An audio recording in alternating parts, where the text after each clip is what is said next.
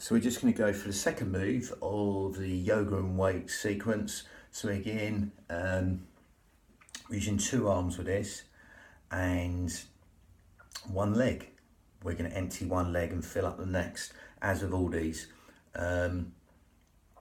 Again, we're going to, as we empty one leg, fill up the next, we're going to exploit the speed and tempo and the range. Slow is harder, fast is easier. Bigger motions will be harder to stabilise, smaller will be easier. And that varies with some Pilates, like micro moves, fast micro moves, creates even more instability. But again, I'm not going to worry too much about that. We're going to just really go really slow, get the most out of it. Bring in the biceps there with your core and the one leg. Again, really good for posture, working on the one leg. And just exchange from side to side. We're simply over mimicking the walking gait, so we're just making it nice and functional for everyday life. So you're taking that into everyday life basically to make this nice and functional. Supporting the spine as always. Zip up pelvic floor, scoop out your abdominals. As in Ashtanga, yoga or Pilates, you do that in a different way a little bit in Ashtanga, but we won't go too much detail with that. Just keep good posture. Even before you start, allow your shoulders to drop down, just so you know where they are, because sometimes they can be up here. Obviously, we're going on lighter weights. It won't be, some people it won't be that light, or it'd be heavier, etc. for others. But just going on 2 kilos with these, and just going really slow with it, really, so we can keep the speed and the tempo challenging us, so we get the most out of a lighter weight before you move up. Main thing with the bicep curl part, the arm part, we're just keeping the lower portion of the arm moving while the upper portion of the arm is going to stay still. So this basically, this upper portion is going to move and this part's going to move, okay, as we empty one leg, fill up the next. Again, just watch sort of swinging back and forth, we don't need that. And again, like I say, you can always make, if it's too light the weight, you can always slow it down even more and do it in a different tempo, slower than I'm doing it even. You can super slow it, depending how hard or easy you want to make it. Again, you're coming down to soft elbows here, just shy of locking out and back again. And slowly down. Lovely. So, going to just go into that. Again, got these weights here. So again, going to come back to get the legs in and talk you through it. Zip up, scoop out your abdominals. The breathing also is you're breathing through the nose and exhaling through pursed lips. Generally, the first motion is going to be the exhale. The next one's going to be the inhale.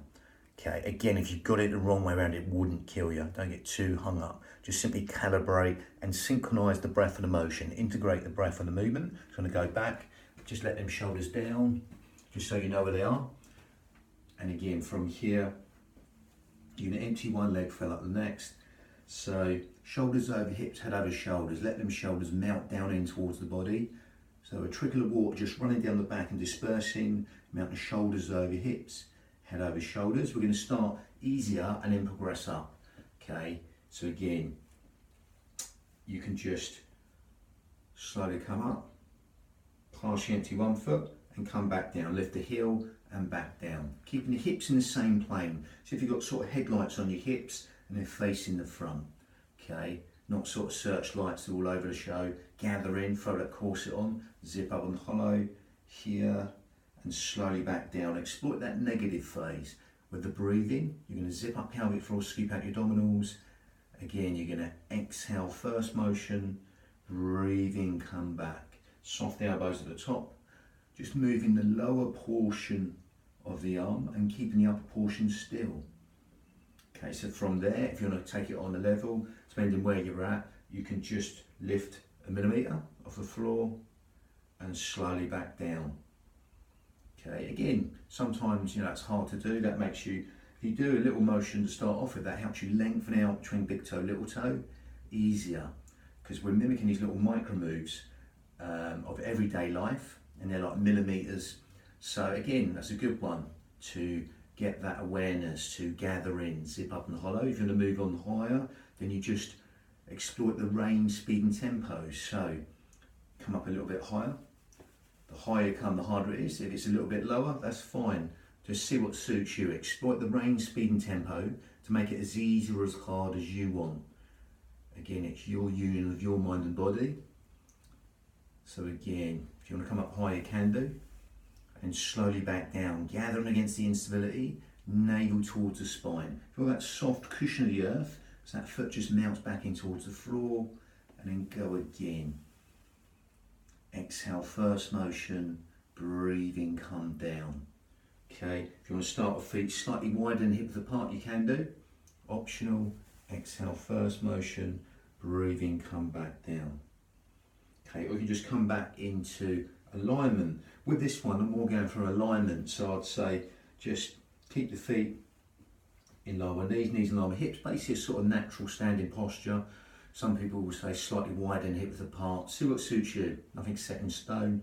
Again, exhale, coming up, breathing in, coming back down. Feel that soft cushion of the earth, root the foot in. If you want to go slower, you can go slower, so you can just come up and really hang there for a while, and slowly come back down. And again, you know, even if you've got a light weight, you'll make that harder eventually by super slowing it. Okay, again, gather in, keep your shoulders down, slowly back down. Again, exhale, first motion, coming up, empty one leg, and then fill up the next. Feel that soft cushion of the earth, so that foot just melts back down, shoulders over hips, head over shoulders, navel towards the spine. Again, you'll feel the gentle transfer from side to side. Gather in, find that center line again, and go again. Empty one leg, fill up the next. It wouldn't have to be as high as this, it could be lower. You find you're all over the show, exploit that range. Go lower and a little bit faster, okay, if you have to. So that could be sort of little motions here and back to start off with, or even here, fast and little motions, or, you know, once you get used to it, you'll slow it down and you'll be up here. Empty one leg, fill up the next, slowly down, soft elbows, shoulders over hips, head over shoulders. Just exploit that speed and tempo. Feel that soft cushion of the earth, so that foot just melts in towards the floor, and then come up again. But again, you might find here, coming down, feet in line with hips or slightly wider. See what suits you. Okay, as long as your feet are not ski width, they're facing the front naturally, that's fine. Okay, so again, missed a beat there. So exhale one on a positive phase, coming up, negative phase coming down, breathing in. Exhale, coming up, that positive phase there, that first phase.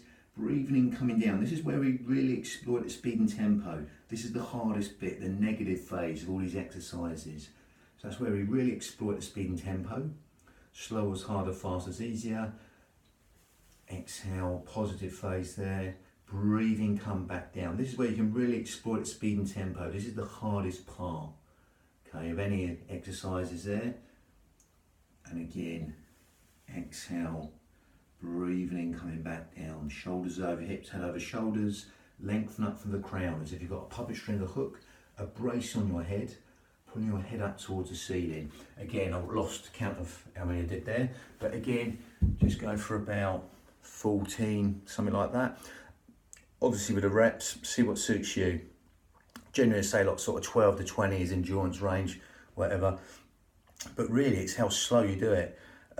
You know, even as they sometimes say like sort of strength range, that lower reps can be more strength range when you got sort of heavier weights, etc. But it's how slow you can do it. So really what I'm saying is, you know, if you was doing 8 super slow, you know, that, you know, would that necessarily be in your strength range? Do you know what I mean? It'd be more in your endurance phase if you're doing it sort of super slow.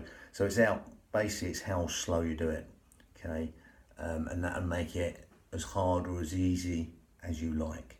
Remember, it's your union of your mind and body. It only makes it as easy or as hard as you like, with speed and the tempo and the modifications gonna give on these videos. Lovely, that was number 2. Bang.